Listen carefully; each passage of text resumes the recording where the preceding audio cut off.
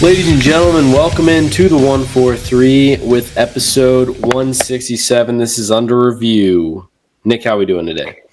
Good. This is our last episode before the baseball season starts. So, we're pretty pumped for that. Starts this Thursday. So, extremely pumped for opening day. Looking forward to it as Rangers fans. It's supposed to be another big season inbound. That's what we're looking for. Yeah, could be pretty exciting. The long trek that is baseball season, 162 games, starts tomorrow, and tomorrow being Thursday. And, we couldn't be more excited, but that just means now for 162 days, our emotions will be completely and totally controlled by how these Texas Rangers do each and every game. Because coming down to the end of the season, every game matters. Even though there's a ton of them, every game really does matter. And, the quest for World Series number 2 starts on Thursday. So, not just the Rangers, though. Every other team is starting as well, and we need to talk about the MLB as a whole and, just what to look for this season. A lot of storylines, a lot of things going on. Start us off with the stat of the week, brought to you by our sponsor, Andrews Logistics. A little bit of an interesting stat I found this week. Tyler O'Neill. You may have not heard of him. I think he's on the Red Sox. Set an MLB record by homering on his 5th straight opening day last year. 5 straight. MLB record. So the world will be watching on Thursday to see if he can continue his home run streak on opening day. So good job to Tyler O'Neill on the Red Sox. Tyler O'Neill, he is actually kind of absolutely jacked. Just a humongous body out there. He will not be homering on opening day because Nathan Eovaldi is going to no-hit the Red Sox on Thursday. So a bold prediction. We'll stay tuned for that one, shall we? Yeah, we will. Nasty Nate will be on the bump. Yep. Cherry picking the player of the week just because there's not a lot going on. I just stole Jock Peterson out of thin air. I think he's a new addition to the Rangers this season or this offseason. And I think people are kind of looking at him to have I don't want to say breakout year because he's always been a pretty solid bat, but I think he is going to do some big things for the Rangers. He'll be DHing primarily, but he played a little outfield early on in his career. He's played first base as well, so I think he might bounce around a little bit. But I do think he's going to be a huge addition.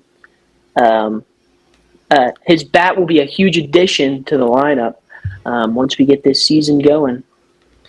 Absolutely. All right, let's kick it off. It's pretty hard to predict anything in baseball from the very beginning of the season, in any sport really. But we're going to try just to go division by division, kind of just discuss each one, because at the end of the day, the wild card is there, but the goal is during the regular season to win your division to get that ticket punch to the playoffs. Which teams have a shot, which teams don't. We'll give our division winners. So we're just going to go around the MLB as a whole here and super pumped for baseball season to start on Thursday. So start American League East.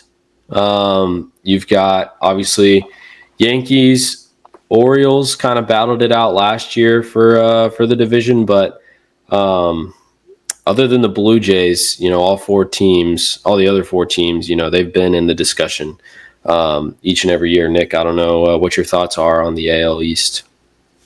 Yeah, obviously you look at the Orioles, and the storyline as of the last few years has been a really, really young team that hopefully the franchise is built on. And, obviously, they were incredible the last 2 seasons in a row. So hopefully that's kind of the narrative that continues. Yankees have kind of always been the Yankees. I do think the Red Sox got a little bit better I think the Rays are going to be a little bit worse, and then the Blue Jays have kind of been the Blue Jays. I'm thinking maybe the Red Sox. Yeah. That's who. I mean, obviously, your popular pick is the Yankees because they're kind of like the Dodgers of the They have American $1 League. billion payroll. Right, exactly. But I mean, I think the Red Sox were pretty good last year. I think they made some good offseason additions. I'm looking at Boston for the AL East. Yeah, Yankees and Dodgers for me is just like you're allowed to do it in baseball, and that's why these teams are always good. But just throwing money at problems, you know, it's not hard to be a GM when you have just an unlimited amount of money to work with. And I like what the Orioles are doing. I think that they've built a pretty, like Nick said, young core who has been disappointing in the playoffs for the last 2 years. They're hungry and ready to get at it again. So I'm going to take Baltimore this year to come out of the American League East, but I do think it's between the Red Sox and the Orioles.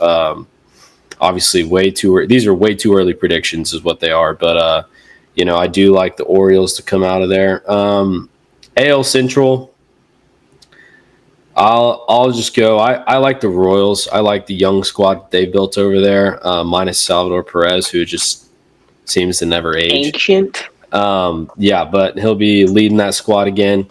I like what they've done over there. Detroit was kind of a sneak attack last year with a wild card spot, but I'm taking the Royals out of the AL Central this year, mainly because I love my guy Bobby Witt Jr. Yep. Texas boy. So local fella.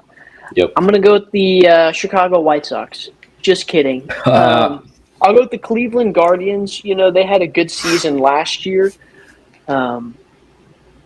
Made it all the way to the American League Championship Series, where they lost to the New York Yankees. I think they've got a good squad. I'm young-ish, in air quotes. It seems like they got most of their players back that they had last year. They've had Jose Ramirez, who's been one of the better third basemen in the league over the last couple years. Steven Kwan, also another guy who's been solid these last 2 seasons in a row.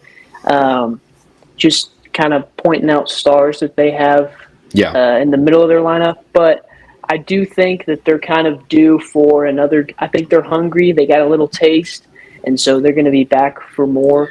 AL Central had over the last couple years kind of been an underwhelming division, but last year it was actually a pretty interesting race between Guardians, Tigers, Royals. It actually kind of heated up there for a good bit because I feel like for a 4-year stretch or something, or like 3-year stretch, it was just the Twins, but it was like you could win with a record that was barely 500 or something like that. But all Royals have gotten better, Tigers have gotten better, Guardians have gotten better. So I think it'll be a tight division race, something maybe that we saw last year. Something about the White Sox I've seen, I don't know if this is accurate, but I've seen they've had like 6 Tommy John surgeries happen this offseason. So, the woes continue for the Chicago White Sox. A lot of work to do there. Poorly managed squad. They just have no bright spots. It's just, grim. That's what happens in baseball, though. AL West, obviously, it goes without saying. We're both taking the Rangers here. Completely biased, but also a little bit of fact as well. Just the Rangers got so much better over the offseason. We've already talked about it. We won't dive back into it. But one thing I will say, I don't care how hot Houston is coming in. I don't care how hot they get in the middle of the season or at the end of the season. All right? Ain't never picking the Astros. And, I saw this thing today, like Cam Smith, some kid or something, like made the opening day roster, and they brought his family in. It's like good for him, but you know what? He's an Astro, so we gotta hate on him. Don't care. That's just what we do. Could not care less. Hope he gets hit in the head with a 96-mile-an-hour fastball. Yeah, we don't need a bunch of little kids on our team, making the opening day roster. Obviously, picking the Rangers as well. to win the division. I mean, like Joseph said, completely biased, but there is some fact behind it. You look at the offseason moves that the Rangers made, and it was, I mean, every single person that we got is going to be a crucial piece in making this team better. Wyatt Langford, sophomore season inbound, expecting him to do big things. We'll have Evan Carter back, who was he didn't actually an eternity make the roster last year because he had that back thing that lasted for 8 months or whatever that was. I think Evan Carter's going to start in the minors this year, but the goal is for him to work his way back. He just, he was out for an entire season, so he should be good to go. Here pretty soon, and then obviously Jacob deGrom. Hoping that this Tommy John surgery will last a little bit longer than before. But, we'll see. We'll see. Obviously, extremely biased with that one, but, got to look at the facts as well. National League East, this is an interesting one. It's kind of been a three-way, fight every season between the Phillies, the Mets, and the Braves. You've got the Marlins and the Nationals who will be probably not competing for that top spot as usual. But, I'm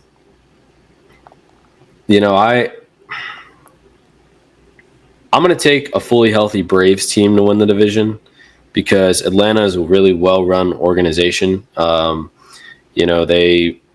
They've got good players in there, and they've got a good manager.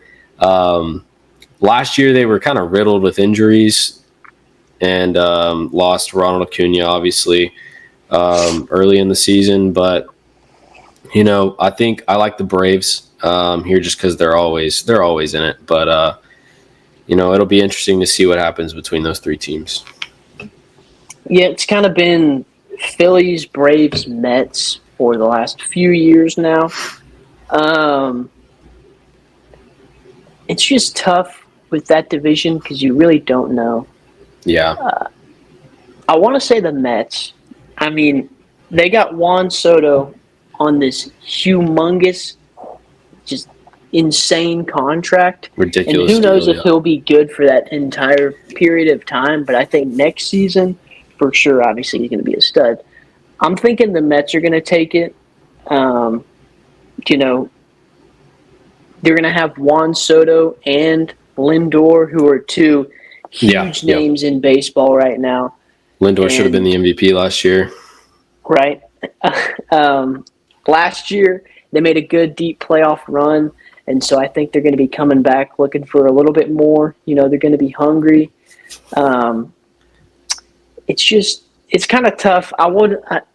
It's right there. I think the Phillies are going to be right there too. Yeah. And obviously the Braves will be. So it's kind of a toss-up, but we'll see.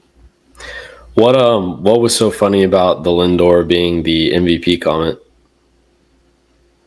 What? Why did I say it was funny, or did I just chuckle? You definitely laughed at it. I'm just wondering why. Because we like to hate on Shohei Ohtani on this podcast. Okay, cool. I didn't know if you agreed or not because, Lindor plays both sides of the ball. So that's – no, we're not going to get into it, but we might. That is We're not true. going to. Which also, you know what? Let's just say this as well. I saw someone tweet this the other day that despite Mike Trout and Shohei Ohtani not winning anything, this is not my opinion. Okay, I would like to make that perfectly clear. Not my opinion, just something I happened on Twitter the other day. Shohei Ohtani and Mike Trout, despite not winning anything, are one of the greatest baseball duos of all time, is what I saw. Yeah, I would have to disagree about that. They weren't even a duo. Like I said, that was not my opinion. That was just something I happened upon, and I was thinking about it because I mentioned Shohei Ohtani. And I was like, yeah, you need to have your Twitter account banned, and you have no right to a cell phone. But it just doesn't make any sense. Make the playoffs. They didn't. I mean, together. That's what you look at, right? What stats are you going to give me that they both had that makes them a good duo? I mean, they were the Angels ever above 500 when they were both there at the same time? No. By the end of the season, definitely not. I think you could put I'd make an argument, a completely biased argument, but that one is clearly biased, so I'm allowed to make a biased argument at this point. Seager and Simeon, I mean, they at least flipped a franchise and took us to a World Series win. So there's no Ohtani and Trout didn't even do anything. They probably weren't even on the field together at the same time because they were both hurt all the time. Yeah, exactly. You know what? I'm so tired of I love Mike Trout, and I think of what could have been with him, but it's just I'm tired of this. This Shohei Ohtani stuff, man. Like, he's a great player. Don't get me wrong, but when you're flashing on the screen that there's 2 more batters until we get to Shohei Ohtani, like in the World Series, when he has not done a single thing in the World Series for his team, because let's face it, he disappeared in the World Series. I don't appreciate that, and it's not necessarily Shohei's fault. It's the MLB's fault, and it's a problem. So, got off on a little rant there, but I was about to say, just a little tangent there. NL Central, where we're going next. Heck yeah. Cubs are actually already down 0-2 because I forgot they played the Dodgers in Japan. International, whatever you call it. So they're already at the bottom of the division, and the season's barely even started. But it's a toughie. It is a tough one because all these teams are not very good, in my opinion. I'm just going to go with Milwaukee. I mean, they seem to win it every year. I was about to say that's the team that's been doing it, and I didn't see Cincinnati, Pittsburgh, St. Louis, or Chicago make any real moves in the offseason that wowed me into thinking they're going to be real competitors this year. I think it's the same thing with Milwaukee. Don't know if they're going to be real competitors this year either, but I do think they're going to win the division again. Obviously, we're Rangers fans. We're AL West, a lot of AL stuff. So the NL Central doesn't normally come across our TVs very often. ESPN only plays the Braves, Mets, Phillies, Dodgers, and Yankees games. So you obviously don't see the NL Central very much. I'll go with the Reds just because it's my father-in-law's team, and they do have a young core. But I think any team could probably come out of this out of this division. Reds got an overhyped player too. Since we're talking about that, Ellie De La Cruz. Not like he can steal bases, and that's about it. I believe, if I'm remembering correctly, this is just off the top of my head right now. Did he not lead shortstops in errors last year, or am I making that up? Well, Nick, he stole a lot of bases. Mm-hmm. You seem to be forgetting that. Mm-hmm. He's really fast. I am forgetting that. Yep. And when he does throw, he throws the ball really hard, which is another thing they like to throw out there. That's correct. That is correct. So it doesn't matter how many errors he makes as long as he looks good doing it. NL West. Dodgers already up 2-0 because they swept Chicago in that international series. I hate picking the Dodgers, but it's just there's nobody else in that division. Well, I mean, if the Dodgers don't win, like, they've spent all that money on nothing. Colorado's been awful for a while. Arizona looked nothing like the team they'd put together in 2023. San Francisco, kind of the same thing. Haven't been good in 2 or 3 years now. And then San Diego, it's the same thing. And then the Dodgers spent $1 trillion in the offseason or whatever the actual number is. So, hate to do it, but that's just the way it looks to me. Yeah, I mean, I'm picking the Dodgers too because they're the best team in there. And if they don't win, then they're an awful franchise because, I mean, from top to bottom, they've got these highly paid, amazing players. So they've got straight all-stars at every single position. Yeah. So, I'll pick the Dodgers too. I will say I think it's ridiculous that we have a little international series to start off the season. And I'm so sick and tired of seeing these posts that not from anybody but like Fox and, MLB that's like baseball has officially started. Because no, baseball doesn't officially start. It starts on American soil. Thank you very much. Are you kidding me? Yeah. You want to have the Shohei series in Japan? Like, go ahead, but that's just not. Leave the Dodgers over there. Yeah, seriously. Well, that's where, honestly, that's pretty much where most of their fan base is, if we're being honest. So, I mean, I'm going to say it, and that in LA. So a bunch of Dodgers haters over here, obviously, but I think, nobody likes a team that just goes and buys championships, even though it worked for them last year. And it could very well work for them again. They're the favorites to win it again. Just because we're rooting against them doesn't mean it won't happen. And, as long as anyone but the Astros wins it, I can't be too unhappy. Can't be too much of a complainer. Yeah, so as long as Houston doesn't win it. But this year, the Rangers are coming out. There's a little bit of a fire there. Some of the quotes have been coming out of camp. It adds up, too. Does it not? It does. An odd year for Bruce Bochy. It's an odd year for Marcus Semien. I mean, is 2-2 not 4? We don't make the rules. We just put them out there. So, but, I'm going to knock on some wood over here, and, I don't want to jinx anything. Could be a good season, but we're just going to have to wait and see. We'll be tuned in, locked in on Thursday.